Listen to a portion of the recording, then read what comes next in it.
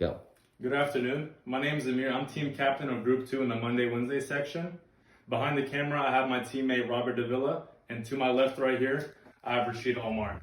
And today I'll be discussing our project. So essentially our project is a motion tracking camera that has two servo motors attached to it to be able to move on the X and Y axis to detect the object and move with it.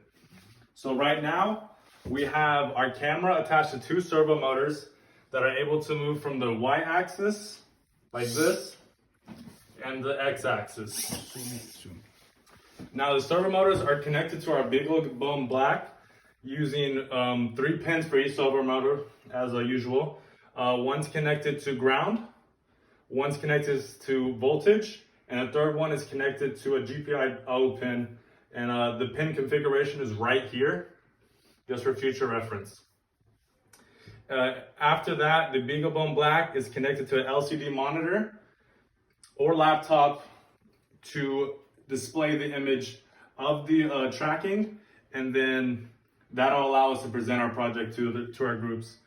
Now, our project is able to track humans. Okay, our project is able to detect an object using background subtraction code, which allows it to draw a contour and a bounding box around the moving object based on differencing sequential images. Now, our project is incomplete because it's not able to connect to these servo motors via the BeagleBone Black and the compiler, but we did have code for it. Our code is presented right here, just a portion of it. So essentially, I have two if statements going on right now.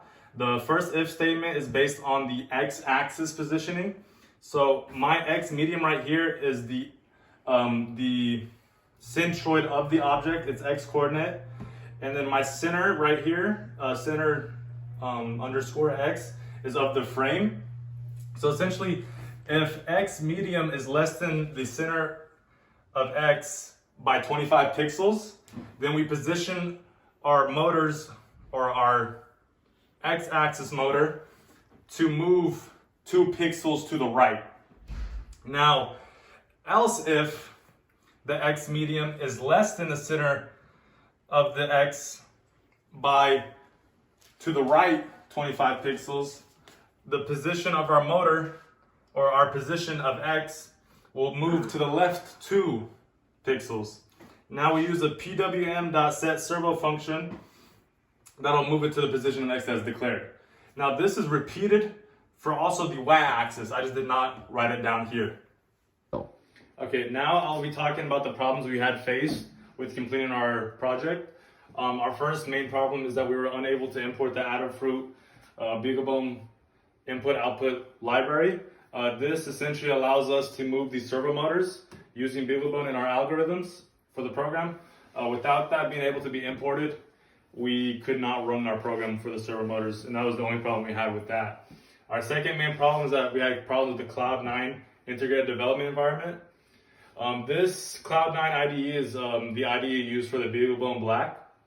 Essentially lets us run any language that's available on its workspace. And our main problem with that one is that we weren't able to import the OpenCV library, which is used in all of our code, making this essentially useless.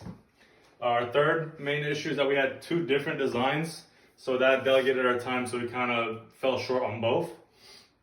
There are two different designs consisted of a PixieCam being used with the BeagleBone Black, and the second design is using an MSP430 with 2 servo motors and a webcam. Now, things to improve on would be just to work on one design, and maybe that would allow us to have more time to figure out these two main fundamental problems, and maybe even contact BeagleBone themselves to fix it.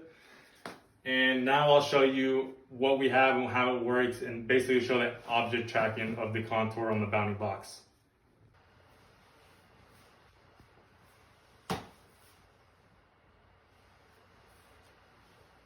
And we started off with a PixieCam at the beginning of the semester, but for some reason we couldn't upload all the codes and run the codes using the PixieCam. So we went back to the original when we ordered first time for the project. We ordered 2 servo motors.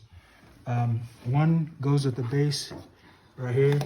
First we have a sturdy base, and then the bottom servo motor, and the top and the goes the bottom one goes right and left, the top one goes up and down. And we also we try to use MSB 430 as well as MSB 432, but so for the right now we are using a BeagleBone Black, and the BeagleBone Black is running so basically two things are going into the laptop. A, it's the webcam, and B, it's the BeagleBone Black.